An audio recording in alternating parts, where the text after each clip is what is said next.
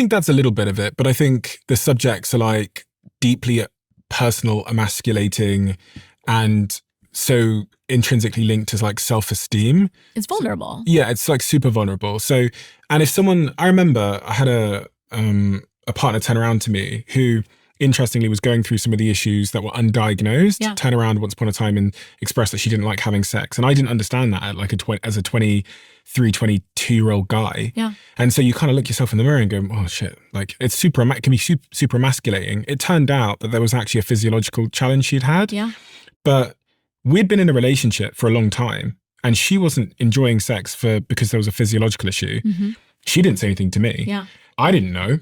And then the day she said something to me, I didn't know anything about sex. So I just interpreted it as like, damn, I'm not good I must not be good in the bedroom or something, which is super like hurtful. Yeah. And then that kind of breaks the relationship down. And it's all predicated on this like highly emotional, highly self-esteem linked, poorly educated subject, which destroys relationships. Destroys it.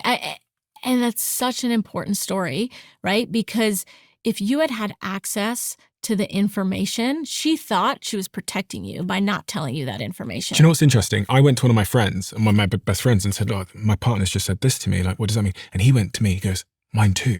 And I can't tell you how ignorant and poor and insufficient the conclusions in such a situation we arrive at are. We're like, well, maybe there's something wrong with me. Maybe it's a sexuality challenge. Maybe it's a genetic thing. Maybe they were born and didn't want to have sex. Like we just don't know what it is.